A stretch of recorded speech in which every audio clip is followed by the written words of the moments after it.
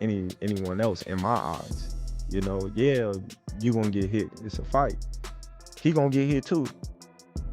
It's a fight, you know, but Even though Gervonta Davis and Terence Crawford fight in separate weight divisions, the tension between them has become bigger than many of the actual matchups they're involved in.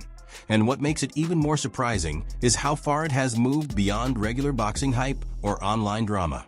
This time, it didn't begin with a tweet, an Instagram post, or some vague social media message. Instead, it happened right on live television, where everyone saw the whole thing unfold as it happened.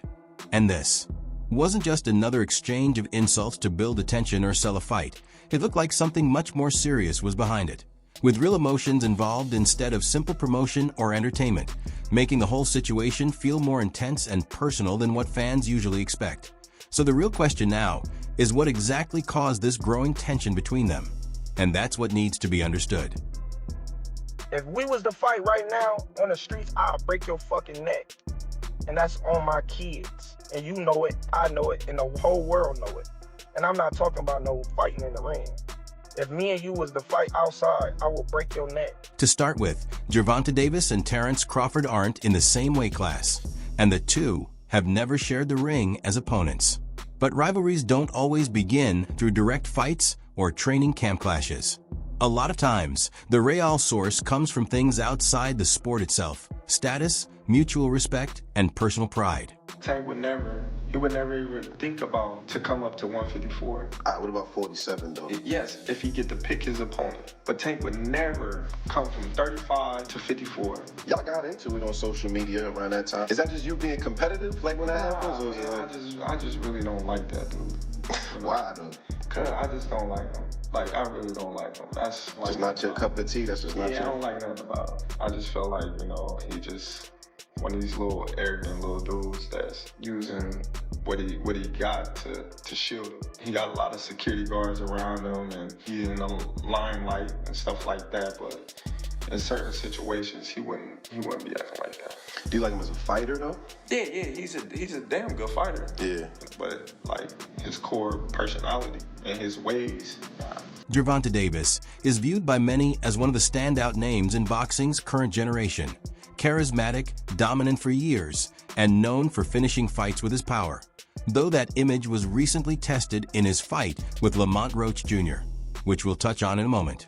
Meanwhile, Terence Crawford has built a completely different reputation. Composed, calculated, and technically sharp, with the distinction of becoming undisputed in 2 divisions, a record that already places him among the sport's elite. Even with those achievements, questions still follow him over not facing Canelo Alvarez. And some fans and analysts see that as avoiding the challenge, which is one reason many in boxing still lean toward Canelo in a possible showdown.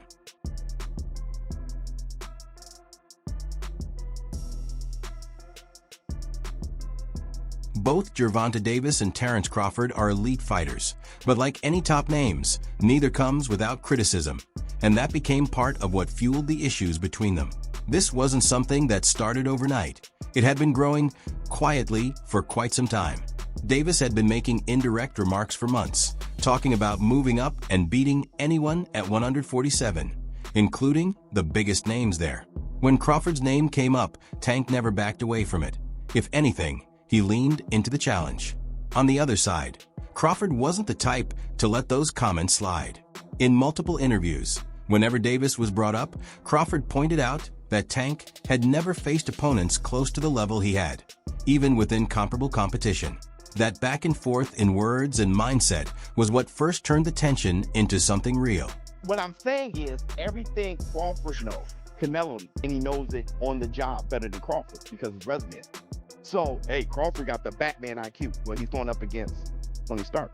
Canelo ain't drooly dumb, and Crawford is the skillful, knowledgeable. Canelo knows more than Crawford in the ring because he did it. He has better on-the-job experience than Crawford. When it comes to IQ, it may be Canelo who's the IQ. And I'm trying to let you guys know, on-the-job experience counts. Canelo got better experience at this than Crawford. Crawford, on the other hand, is a better athlete. but that doesn't mean he has higher IQ than Canelo. Then the situation took another turn at the Ring Magazine Awards Gala. Gervonta Davis wasn't among the invited guests, while Terence Crawford was one of the main figures featured at the event. When media members asked about Tank not being there, Crawford gave a straight answer without trying to soften his words. That response added even more fuel to the tension, taking their earlier comments and turning them into something much more direct and heated. How you feel about that fight? Is it even possible at a catch weight? There ain't no catch weight. You come up to 47. Not even entertaining a catch weight. No, I'm not. He's a champ though too, undefeated. And, what champ? Come on, man, tell me what belt. You know boxing? You forgot Devin Haney is undisputed? Devin Haney got all the belts. He the champ. Nobody else the champ. I'm gonna come up here where the big boys at. All right, I'll welcome him. By the time Terence Crawford and Gervonta Davis appeared together on the same live boxing panel, viewers could already sense that something was coming. No one knew how serious it would become, but the tension was clear from the start. In the beginning, everything looked routine, a normal discussion about boxing and where the sport stood. Crawford remained composed and carried himself with the confidence of a champion, while Tank sat across from him, visibly serious as the spotlight stayed on both of them. The moment the topic moved to pound-for-pound rankings, everything shifted. As soon as Davis's name entered that conversation, the mood in the room changed right away.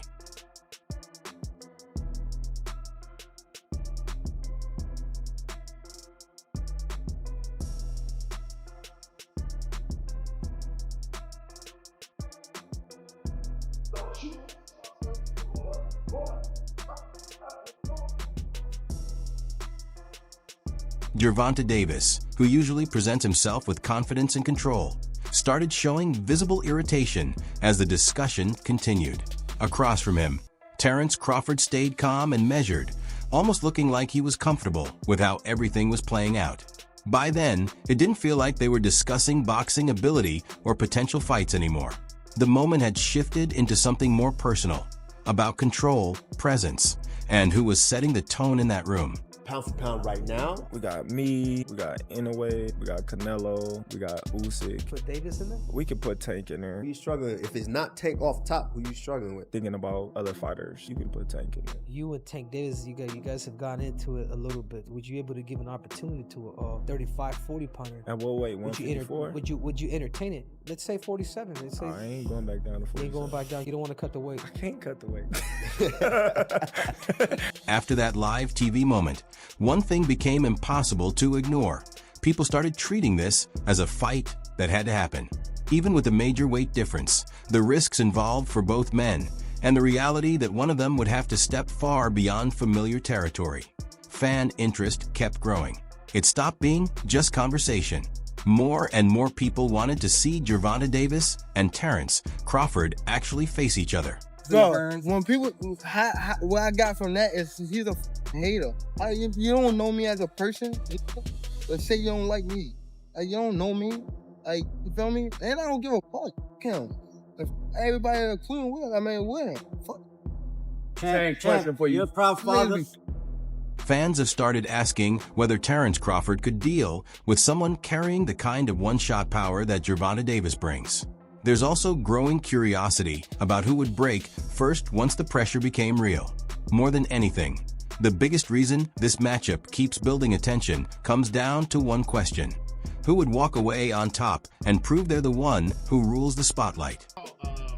Gervonta Davis speaking about you. Is that ever a possible fight?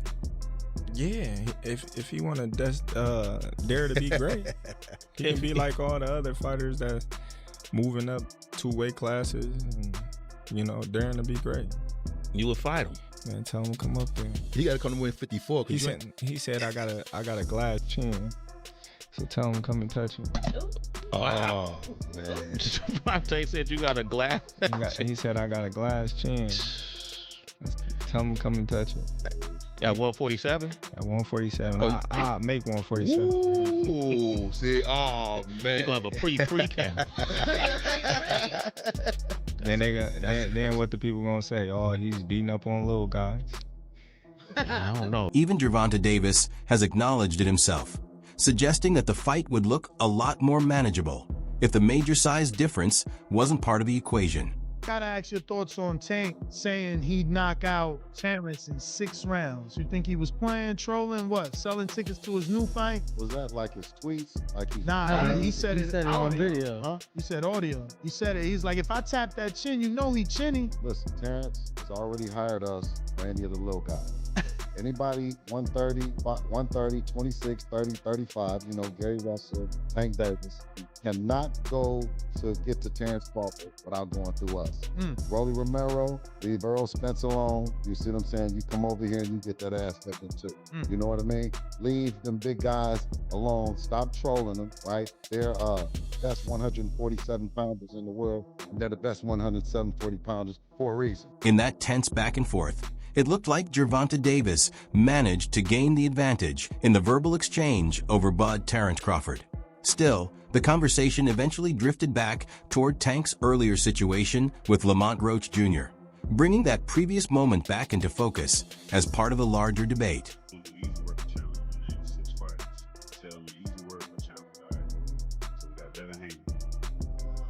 Easy work.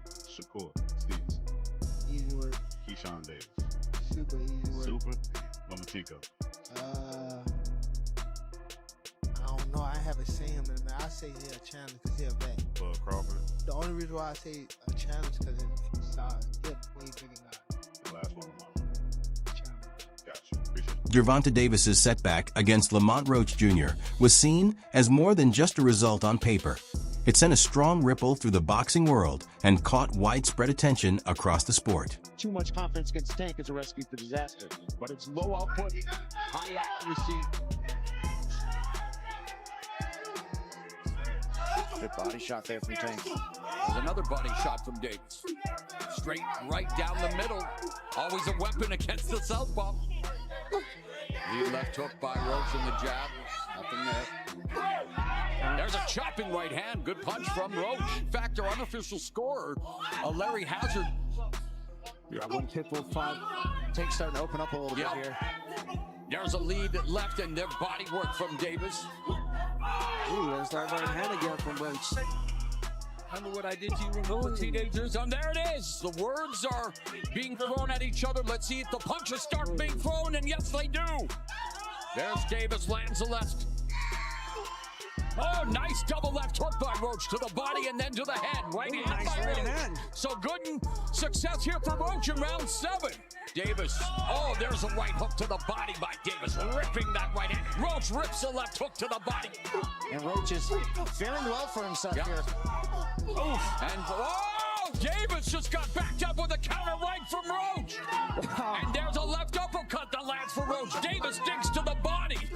Oh, and that right, but Davis took off some of the steam of the punch, but still, Roach leaned with right. He took a knee. He took a knee. You take a knee like that, that looks like a knockdown. All right? Back up. Back up. That's a generous call from Roach. Did he not take a knee? Not take the mouthpiece to come out. That's what I thought. Oh, here comes Davis. Davis exploding. And Roach took the shots and fired back some of his own. Short left hand from Roach. Then the key turning point arrived in the 9th round. Lamont Roach Jr. capitalized on a brief opening from Gervonta Davis, connecting with a clean sequence that disrupted his balance and created a noticeable shift in momentum. Clearly in there, man. I thought I won. I thought I did enough to get the victory over a spectacular fighter. I told y'all from the beginning, man, that I got the skills to pay the bills. I've been telling y'all that. And I'm just glad I got to show it, honestly. I'm glad I got to show it. I appreciate, like I said before, I appreciate True Boxing Media. Some guys that didn't count me out. So that's just how I feel, man. I think I won. And, I can't wait to do it again. I can't wait to dance again. A large section of viewers believed it should have been officially counted as a knockdown, since Lamont Roach Jr. appeared to land a solid shot on Gervonta Davis that caused his glove to touch the canvas. Despite that moment, the referee chose not to register it as a knockdown, which added further debate around the round's outcome. Voluntarily took a knee midway through this fight. It was not ruled a knockdown. What happened?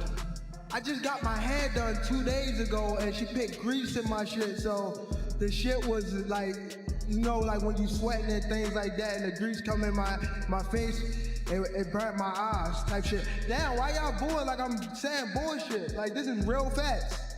Come on, man. Look at my hair. I just got my shit done.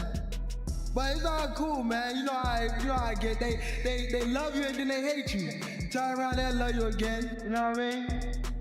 Terence Crawford also weighed in without holding back during a live broadcast, but openly stated that he believed the knockdown should have counted, arguing that Roach Jr.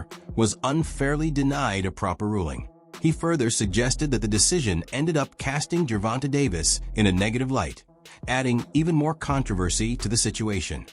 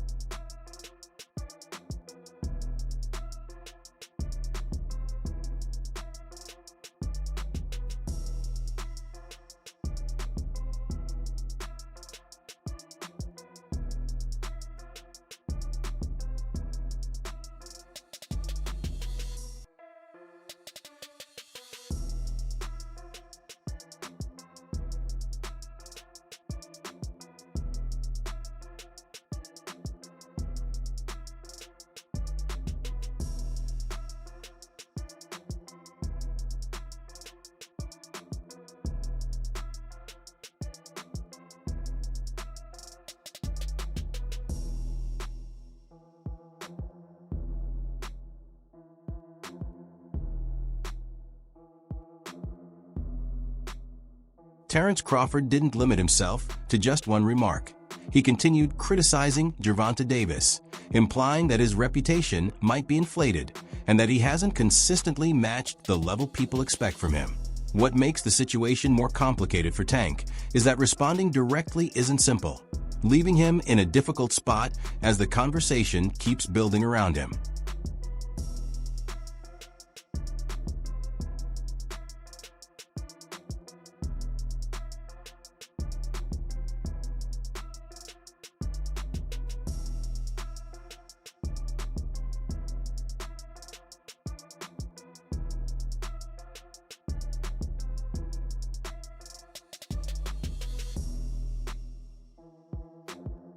His reputation within boxing has arguably taken one of the biggest hits of his career so far.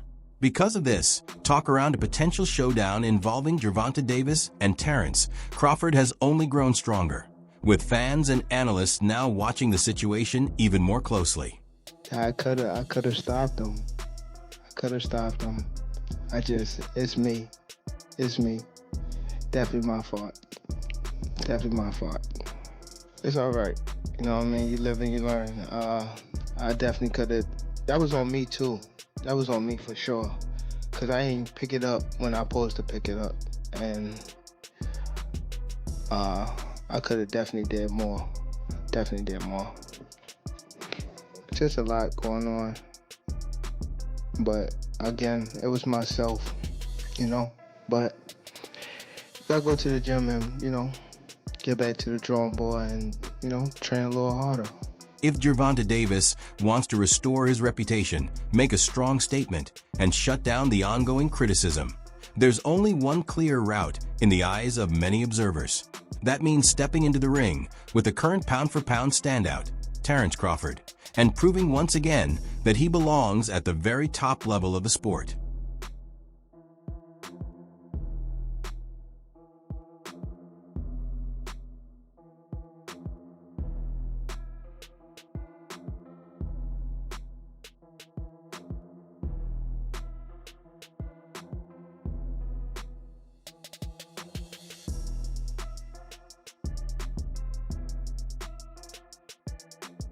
This is where the situation becomes more strategic. Terence Crawford didn't outright reject the idea of facing Gervonta Davis, but he also didn't openly push for it. Instead, he made it conditional, pointing toward a first step involving Keyshawn Davis. And to be clear, Keyshawn is not an easy challenge for anyone. He's widely viewed as a serious threat in the division.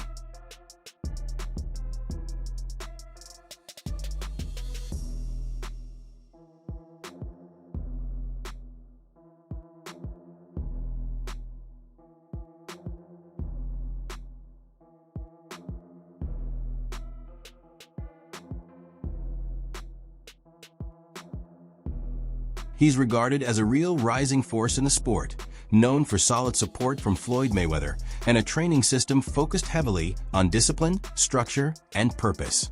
Davis Keyshawn, this new guy, he's 140 pounds. He's not bad. Yeah. Keyshawn Davis. That's him right there. Ooh, no, I thought he was. Ooh, there we go right here. Oh, yeah. He's a young guy. Nice combination. He's quick. Yeah. Ooh. He's a hard puncher. And, If Gervonta Davis accepts that challenge and wins, it would only build even more hype and push the conversation closer toward a future clash with Terence Crawford. However, if he chooses not to take it, the narrative would likely change quickly, and the doubts surrounding him would start to feel more valid rather than just opinions or speculation. Luckily, now I got a chance to be around Floyd Mayweather. He been calling me now, he texting me now. The whole last camp, I was in Floyd's gym. He closing down the gym for me. I'm working pads with him. He working pads with me and my brother Kelvin. Me and Kelvin sparring in front of Floyd. Like, he coaching us. Like, now it's like, damn, Shakur, Terence, and Floyd now. So, man, I honestly think that's God. Like, if you really look at it, what professional fighters out here just have a strong circle as strong as like ours. Like, you got the best prospect. You got Shakur, then you got Terence Crawford, and then outside of our circle, we got Floyd Mayweather also tapping in with us. You know what I mean? Like, our circle is really crazy. It's really crazy, and it shows to where when we fight, it's always our opponents. It's never a close fight. Even with Terence, it's never a close fight.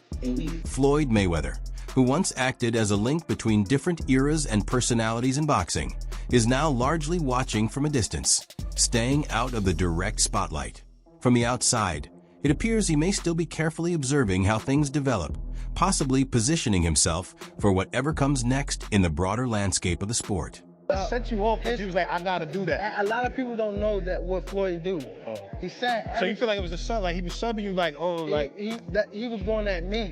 He was going at me. Yeah. And I knew for sure he was going at me. That's why I went at him. There's no reason for me to go at Floyd. Yeah, that's what I was thinking. Cause it's weird. I feel like y'all got, I would say love hate, but it's been like the last interview you showed them love. This week it was whatever. But is that sometimes like, you know, is it just like big bro, little bro seeing things different, or what is it to you? No, Floyd don't never. He felt as though I'm at that point where as though I passed him. And I'm doing it at a young age. Wait, like when Floyd was 29. You'll see, bro. Yeah. That deal that I'm talking about? Yeah. Oh, that's a part of the deal. He don't know about that yet. But that's bigger than his deal. Damn. Wow. And I'm just releasing it. It's exclusive. That's exclusive. Bigger than Floyd deal? Yeah. Ain't no cap, nigga. That's a lot of bread. You'll see. It's gonna come out. The tension between Gervonta Davis and Terence Crawford continues to build. And after their recent live exchange, interest has only intensified. If this momentum carries forward, it could set the stage for one of the most high-profile and closely watched matchups boxing has seen in a long time. When Floyd left Bob Arum, it's good for them to do it and become their own boss. And then if another guy does it, it's not good for the sport. He's disloyal. And what's wrong with Tank saying he want to be his own boss? And honestly, I've been there. The relationship between them two is very toxic. It's a toxic relationship. It's up and down and up and down. And I'm not gonna elaborate to everything that I know, but it's a very toxic relationship. And that's why when I tweet stuff, I don't tweet often, but when I tweet, I may fire off 50 tweets in the day. And that's why when I tweeted certain things about the relationship, Tank retweeted it because he knows. Like, I'm not just gonna say what it is. It's a very toxic relationship. It's back and forth. And I think it will serve him best to go and be his own boss. That wraps up today's video. If you enjoyed it, don't forget to press the like button, subscribe to the channel, and turn on notifications so you never miss an update. Share your thoughts in the comments section below as well.